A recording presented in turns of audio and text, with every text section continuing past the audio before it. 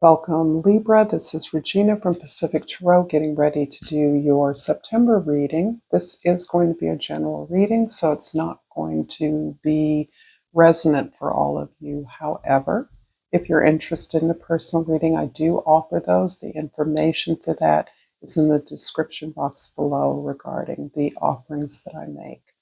I am very happy to be here, and I'm very glad that you're here with me. Let's get started with your overall energy for the month of September, the Five of Pentacles. This is about the changes that you want to make in the way that you think about your capacity, your talents, your resources, and the possible trajectory of your life, given what you believe you have at your disposal. I often describe this card as a way of rejecting the labeling that you have received, and quite likely, much of the labeling comes from our family of origin, the education system, the way that others have perceived our talents, gifts, or lack thereof. And on the basis of that, how our trajectory in life has been judged. In other words, you're not smart enough to do that, but perhaps you're attractive enough to do this. But that's an example of what I mean. And this quite often happens early in our lives before we have a chance to think about it or respond in any way. This is something that happens as a part of our participation in society at large. It isn't something that loved ones do to us to harm us. It's often done as in a way that's believed to be helpful, protecting us, keeping us safe. So I do like you to keep that in mind when you're thinking about the way others saw you or the expectations that were set upon you, even if you were multiply talented, right? You can do all of these amazing things. Why don't you? Kind of thing. But this is about really understanding that whatever those labels were that we've internalized, that they have limited you in some way, in a way that now in your life, you're very aware. You are beginning to understand that however you've determined, however you've defined yourself, the possibilities are limitless. When we were defined by others, it was a different world, depending on your age. And perhaps no one could foresee, including yourself, what you would become interested in or what talents you would develop, what the world is like now, and what resources we need now. So this is really about the desire to change that and to open up to who you are now. This is a lot of hard work. And for many of you, many of us, you may have come from a really humble background, which in no way determines or limits the possibilities for you, depending on the culture that you're a part of. So this is very much a card that begins to recognize or describes the recognition that you are limitless. You define yourself. And I love that. That is a powerful message. In the beginning of September, the Page of Cups is in part describing your response to this ability to change, this desire to change the way others have seen you, the way others have expected you to be, or what you have been expected to have. And the Page of Cups is really about opening your imagination up, really allowing yourself to feel your feelings. And for many of us, the feelings of lack or being groomed as a child in a certain way can be very emotional. It can be very much about a sense of perhaps even oppression that we may have experienced when we were perhaps for some of you not allowed to define yourself, or when the expectation was so oppressive that there was not much room for growth or for change. In this case, you are reinstilling the ability to actually allow yourself to feel how you felt about being defined by others. And that's in part why I stress that for many of us, these restrictions were not imposed upon us out of cruelty. They were imposed as a way of loving us, keeping us safe. And so, in that spirit, understanding that we can be more forgiving, more accepting of others and ourselves, and allowing ourselves to open up to what we truly feel comes from our heart, what gifts we actually are automatically in tune with, the things that don't require a lot of effort or that motivate us to improve something that we feel a natural affinity for. So this is an act of love. This is an act of self-love and really allowing yourself to begin again, to open up. In the middle of September, the Wheel of Fortune. This is describing a place where you have perhaps diligently filled in the box that labeled you in your life. You may have reached through up to the outer limits of what was supposedly prescribed for you as the path to your own independence or success. I feel that in your willingness to do the work, whatever the work was, you are understanding how you may have, you certainly were limiting yourself in that ability to understand that you are much more and that you deserve to define yourself. Here, I believe that ability to conform actually, and then to recognize the limitations of your conformity, to invest in yourself enough to step outside of that. And in many ways, the loss of security that stepping into a whole new arena without the surety, the security of a schedule and a list of accomplishments that would put you in the zone of the expectations of others is actually something that the universe is rewarding you for, at least building up your skills. What you learned on this path is not discarded or discardable. You've gained experiences, valuable experiences along this path. And those experiences are what is going to allow you to build on this new sense of self-definition, this new sense of limitless possibility, that you're in a whole new world, and that the ups and downs of your life, while you place yourself in the center of your life, as in defining your life, aligning yourself with the things that come from your authentic self, through your authentic self expression, actually begin to cease to be perceived by you as ups and downs, a roller coaster, and more of the challenges, the successes that are a part of any endeavor that we attempt, so that any success is preceded by failures, mistakes, wrong turns, but not seeing them as such, not seeing them uh, as step backs, as detours, but understanding that this is part of building something successfully. This is part of any foundation, the attitude and aptitude to merely adapt to the situation in whatever way it is called upon. So this almost takes, it doesn't take away the ups and downs of your experience, but it gives you a fresher perspective by realizing whatever you experience, you're learning from. And in the end of September, we have the Star card. Wow.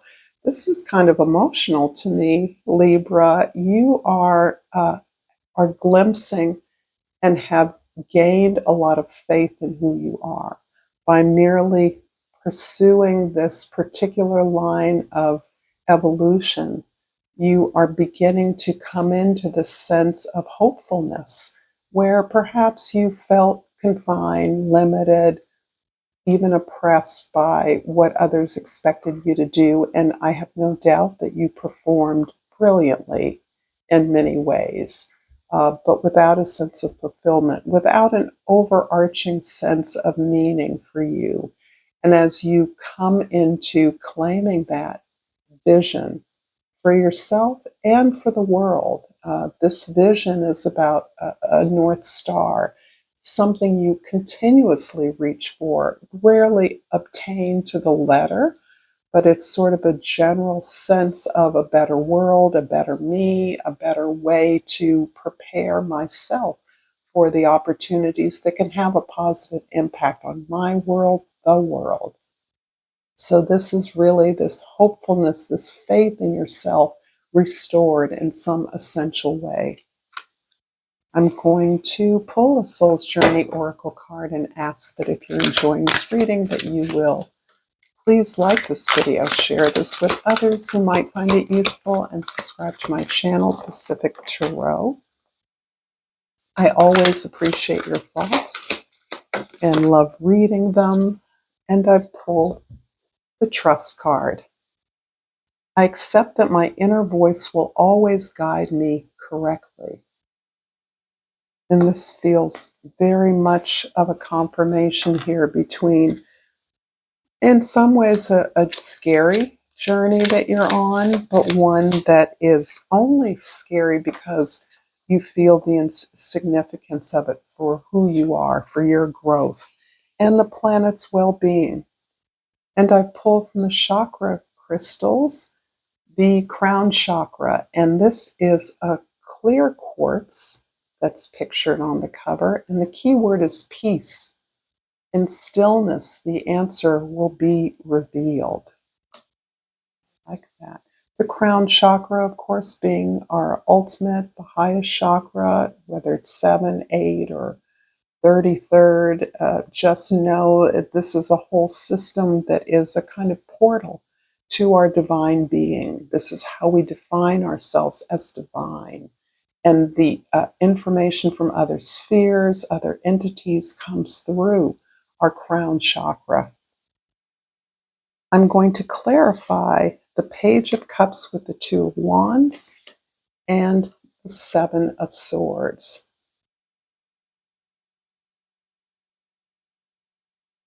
There's been a lot of resistance to this contemplation that you are experiencing, to this way that you are pushing back against the resistance that you may have commonly experienced or are experiencing regarding this new, softer, more emotional, more imaginative, creative self that you may be contemplating and in many ways expressing unconsciously. This may raise a lot of fears in others. You have internalized a lot of the critique, criticism, negative feedback of others when you expressed a desire for help or assistance. Perhaps others not taking you seriously. And this is something that you're now beginning to understand is simply a feature of taking a step in a powerful new direction, one that others may not understand, one that evokes fear from others who are not sure that they understand what you're doing, are fearful for you if you should fail, or are simply envious that you have something exciting that will take you away from them. Whatever the reasons, there is a lot of resistance to you moving off on your path of destiny. The Two of Wands is really about what you're understanding now as your source of strength. Understanding that you are gifted in some very unique or particular way, and you are now turning that gift towards an unfamiliar arena, perhaps new audiences, a new job, a new location, a new field course of study, a way that you can contemplate engaging your gift in the future. So there may even be some planning involved around how you're shifting your focus away from what you've always done, what you feel fairly good at, towards growing and expanding and moving into new unknown terrain. The Wheel of Fortune in the middle of September is clarified by the Five of Wands and the Seven of Wands. Interesting. The Five of Wands is really echoing the way in which you are attempting to change the way that you work with others. And a lot of this is informed by new information you have, new discussions you're having, new ways that you are inspired to engage in those you work with, those you live with, those you love. This is about setting up an environment where everyone is learning without there being a leader, a teacher, a boss, a mentor. This is about the nature of collaboration, which I feel is very organic for you anyway. This is about setting up a team or a working environment where everyone works from their strength, from what inspires them. And in that way, whatever solutions you're coming up with, whatever problems you're solving, everyone has buy-in and everyone can claim credit for the way to move forward. This is how you build a collaboration, a team, a collective, a community. The Seven of Wands is talking about this ability to set firm boundaries. And it's interesting that you are making sure that you no longer overgive in a way that you have in the past. And some of that seems to be indicating that you uh, were always willing to help others, to fix their problems, to lend support where necessary, and you're now putting a firm stop to that. You're actually setting up clear boundaries, and you realize that you need space to operate from your place of strength. And it's interesting that that place of strength is in how to work together, the process, the creative process for some of you, but the process by which you establish a way to work productively together is where you want to put your energy. It's where you see the maximum positive consequence of this new experience of moving from your strength, creating an environment where people feel lifted up, where people feel like they're motivated to learn more, to do more. In the end of September, the Star card is clarified by the Magician and the Four of Wands. And I'm going to take the Four of Wands first because this is about people coming together and committing to a process of learning. This is what is undergirding this new way of working with others so that you are sufficiently committed to this to draw others into a vehicle, a center, a dialogue, a place where you can not only grow, expand, but to celebrate that with others and for others.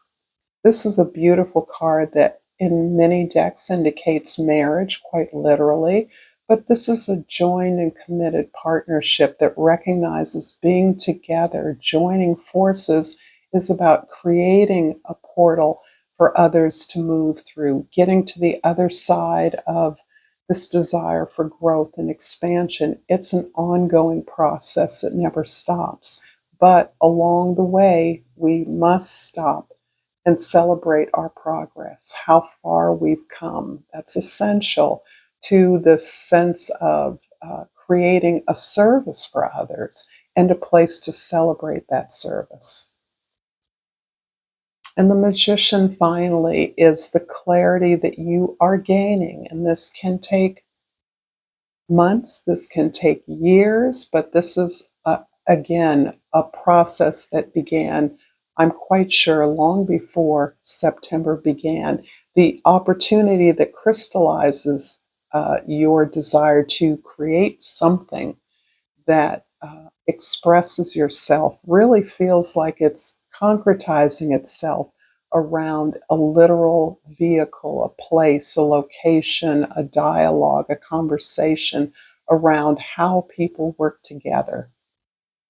What that is, I don't know. For many of you, you may be aware of something you're working on that fits in, or something you are projecting, planning that fits into this definition. For others of you, you may be coming to this sense of desiring this specific opportunity to alter, to improve upon the way more people can be included in the opportunity to impact the way that you work together. So this can be as simple as diversifying your environment and making sure that the playing field is accessible to everyone. Everyone can find a place by coming from a place of their sincere strengths, their sincere gifts. I'm going to finish up this reading with another couple of oracle cards because I love these oracle cards so much. Soul's Journey. I pulled loneliness. I know that I am never alone. And I think it's worth noting that you began this reading pulling the trust card and with a tremendous desire to change a way that you had been seen by others, a way that you had been expected to perform by others. And that is lonely. No one can help us with that. And then this openness of heart in which you are regaining a sense of trust in yourself. So it is important because I do think that you are being aided and supported by a variety of entities or loved ones who have never intended to harm you, who may indeed be supportive of this new path, even if it's one they don't understand. And it's important to acknowledge that, yes, we must do some things on our own terms alone, but we are never alone in our efforts to grow, to improve, to be successful. And finally, another chakra crystal card. And out jumped the throat chakra. This is the way we express ourselves. The Magician card is often associated with the planet Mercury, which is the planet of communication, with travel, with movement, with expression. And the key word on this card is creativity. Use creativity to transform your pain into positivity. Thank you so much, Libra, for this beautiful reading. Until next time, namaste.